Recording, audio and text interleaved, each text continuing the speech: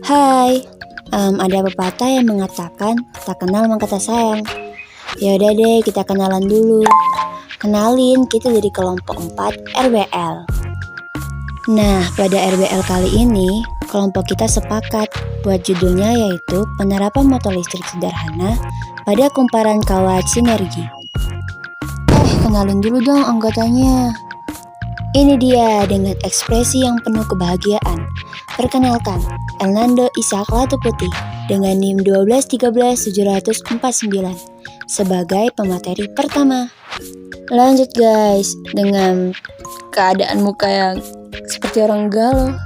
Kenalin nih, dia Feralina Jayanti dengan NIM 1213775 sebagai pemateri kedua atau melanjutkan tugas dari Elnando.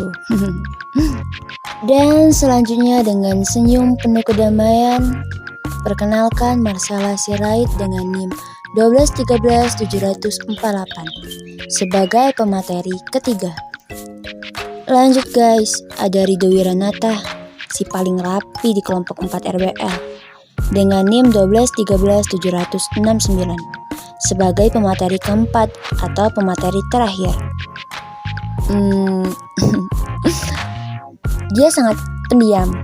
Namanya Novita Susan Rahmadania dengan NIM 1213760. Dia sebagai editor dan juga moderator. Langsung saja materi pertama akan dijelaskan oleh Elnando. Silakan El. Halo teman-teman semua, perkenalkan nama saya Elnando Ishak Latuputih dengan NIM 121370049. Sesuai pada judul video ini, yaitu penerapan motor listrik sederhana pada kumparan kawat sinergi. Jadi kalau teman-teman ngeklik video ini, teman-teman pasti kepo dong tentang apa sih motor listrik sederhana, kumparan kawat sinergi, atau apapun itulah. Oke, saya mau jelasin ke teman-teman semua. Materi yang pertama yang akan dibawakan oleh saya, yaitu keterkaitan dari alat dan materi fisika saya. Nah, jadi gini teman-teman. Sesuai judulnya kan motor listrik sederhana. Nah, itu alat yang akan kita bahas dan keterkaitan dengan materi. Jadi, materi yang sedang kita pelajari adalah gaya Lorentz. Nah, nggak afdol nih kalau kita nggak belajar sejarahnya ya kan? Kita belajarin dulu ya sejarahnya. Seperti yang teman-teman tahu nih ya, kalau di fisika biasanya kan nama hukum, nama gaya itu diambil dari nama orang. Kayak hukum Newton, dari Isaac Newton. Sama kayak hukum Newton, gaya Lorentz itu juga diambil dari seorang ilmuwan bernama Hendrik Anton Lorentz yang lahir tahun 1853 dan wafat di 1928. Dia adalah seorang ilmuwan Belanda nih teman-teman, yang kontribusinya cukup besar pada bidang fisika, terkhusus fisika kuantum. Jadi, kerja Bapak Lorentz ini adalah mengoreksi dan merampungkan hukum gaya elektromagnetik. Oleh karena itu, sekarang hukum gaya elektromagnetik menyandang namanya, yaitu gaya Lorentz. Oke, sekarang kita masuk ke pengertian gaya Lorentz. Jadi, apa sih gaya Lorentz itu? Gaya Lorentz itu adalah gabungan dari dua gaya nih teman-teman. Yang pertama gaya elektrik, yang kedua gaya magnetik yang terjadi pada suatu medan magnet elektromagnetik. Jadi, kalau kita punya konduktor yang kita letakkan di sebuah medan magnet, kemudian konduktor tersebut atau benda tersebut kita aliri arus listrik, maka akan timbul sebuah gaya, yang tidak lain dan tidak bukan adalah gaya Lorentz. Gimana sih cara nentuin besar dari gaya Lorentz itu? Jadi, terdapat dua rumus nih teman-teman yang bisa teman-teman gunakan tergantung soal yang ada. Jadi, yang pertama adalah F sama dengan IL kali B sin alpha, dan yang kedua F sama dengan Q dalam kurung V kali B. Untuk keterangannya sendiri, F adalah gaya Lorentz itu sendiri yang kita cari. Yang satuannya Newton, I adalah arus listrik, satuannya ampere, B adalah medan magnet, satuannya Tesla, L adalah panjang kawat, satuannya meter, dan alpha adalah sudut yang dihasilkan antara B dan I. Untuk yang sebelah kanan, yang terdapat perbedaan di Q dan V-nya yang belum saya jelaskan. Q adalah muatan listrik, satuannya coulomb, dan V adalah arah kecepatan muatan, satuannya meter per detik. Untuk teman-teman semua, harus memperhatikan di antara perkalian cross dan perkalian dot. Untuk IL itu adalah perkalian dot, dan yang lainnya adalah perkalian cross. Teman-teman bisa lihat kalau X itu adalah perkalian cross. Perkalian cross itu adalah perkalian silang dari operasi vektor. Ingat teman-teman, gaya Lorentz itu memiliki besaran dan arah. Besarnya bisa dicari dengan dua rumus tadi, dan arahnya itu kita bisa menentukan dengan tangan kanan kita. Kenapa? Karena arah gaya Lorentz itu pasti tegak lurus teman-teman, sama arus listrik, dan tegak lurus juga dengan medan magnetnya arahnya. Jadi kalau kita arahkan jari kita seperti pada di layar ini semua jari kita tegak lurus teman-teman. Oleh karena itu kita bisa menggunakan kaidah tangan kanan ini untuk menentukan dari arah gaya Lorentz. Seperti itu teman-teman.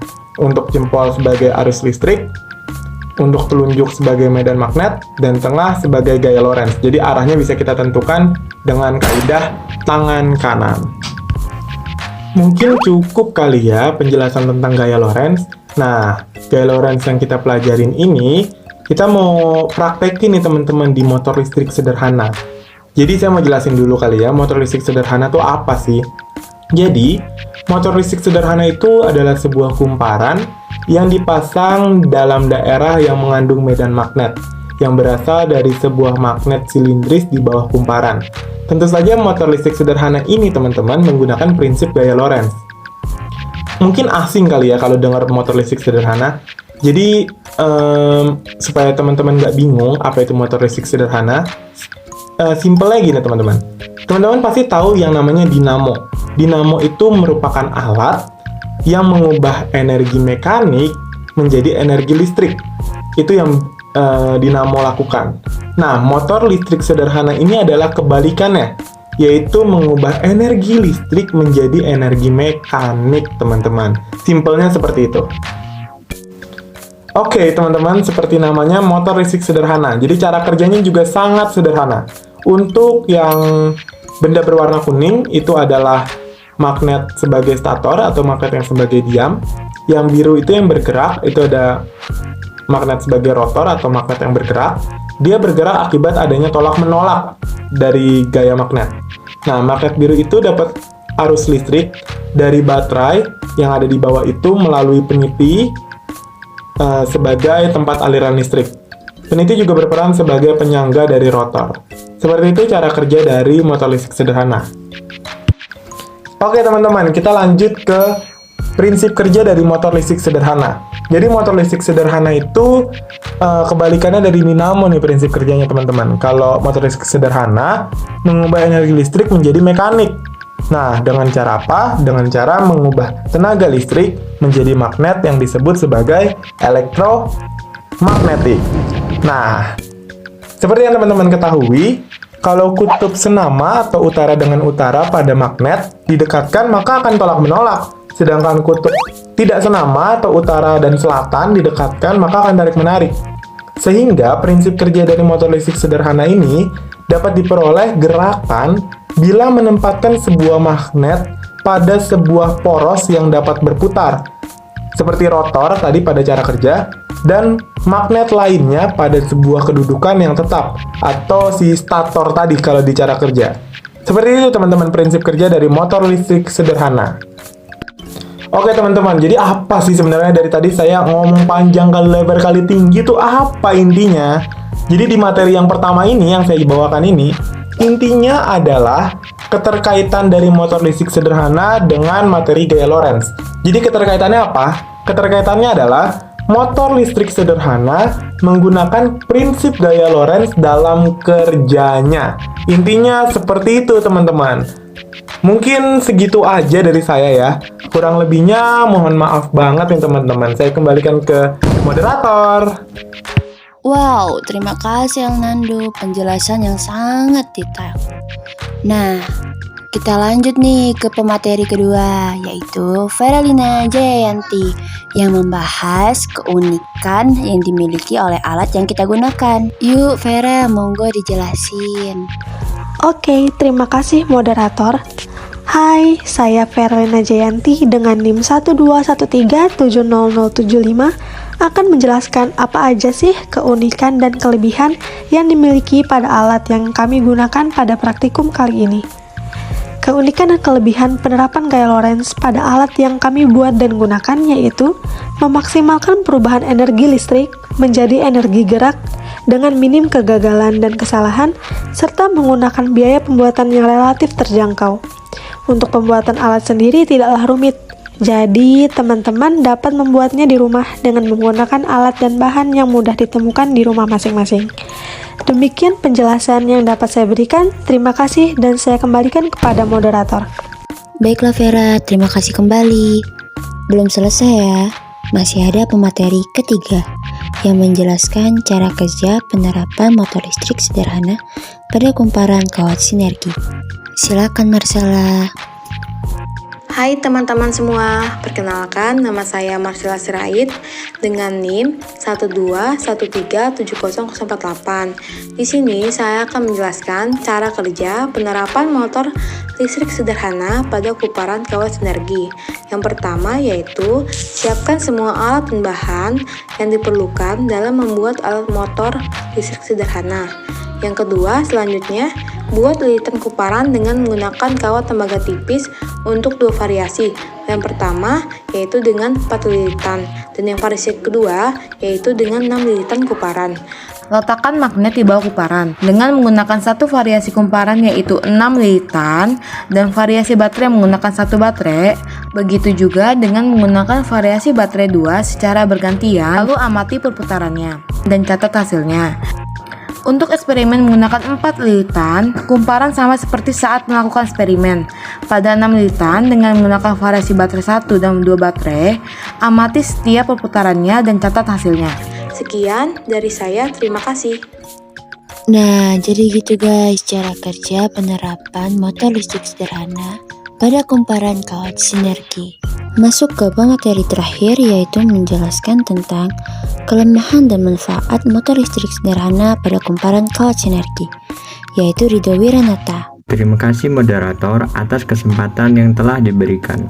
Sebelum saya menjelaskan materi terakhir yaitu tentang kelemahan alat dan manfaat motor listrik, perkenalkan nama saya Ridho Wiranata, NIM 121370069.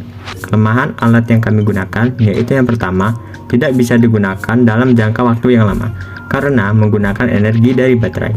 Yang kedua, jika digunakan terlalu lama, kawat tembaga akan menimbulkan panas, jadi gunakan seperlunya saja ya. Selanjutnya, saya akan membahas penerapan gaya Lorentz di kehidupan sehari-hari. Gaya Lorentz dapat membantu meringankan pekerjaan manusia melalui adanya teknologi seperti motor listrik. Ciri khas dari motor listrik sendiri ialah adanya kumparan yang dilalui arus listrik dan timbulnya medan magnet yang menyebabkan kumparan berputar, sehingga terjadilah sumber tegangan yang dapat mengalirkan arus listrik dan dapat dimanfaatkan untuk menghidupkan kipas angin, blender, dan pompa air. Mungkin itu saja yang dapat saya sampaikan, kurang lebihnya mohon maaf. Terima kasih, saya kembalikan ke moderator. Oke, terima kasih kembali Ridho. Yang terakhir, saran dari kami atau pengembangan analisa ke depan untuk RBL selanjutnya yaitu pada kumparan. Nah, pada kumparan ini perhatikan diameter kumparan yang semakin kecil dan jumlah lilitan yang lebih banyak akan membuat gaya Lorentz semakin besar, sehingga gerakan yang terjadi pada kumparan akan maksimal. Yang kedua yaitu baterai. Apabila teman-teman menggunakan baterai bertegangan 1,5 volt, memerlukan gangguan untuk bergerak. Sedangkan apabila teman-teman menggunakan baterai bertegangan 3 volt, maka kumparan akan bergerak tanpa perlu adanya gangguan. Yang terakhir pada magnet. Nah, kami menyarankan teman-teman untuk menggunakan magnet yang memiliki nilai medan magnet yang tinggi dan juga menggunakan magnet yang bentuk permukaan medan magnetnya ialah setengah lingkaran, sehingga gaya magnet dapat mempengaruhi kumparan secara sempurna dan menghasilkan gaya Lorentz yang maksimal. Sekian dari kami untuk saran pembuatan motor listrik sederhana ke depannya. Terima kasih.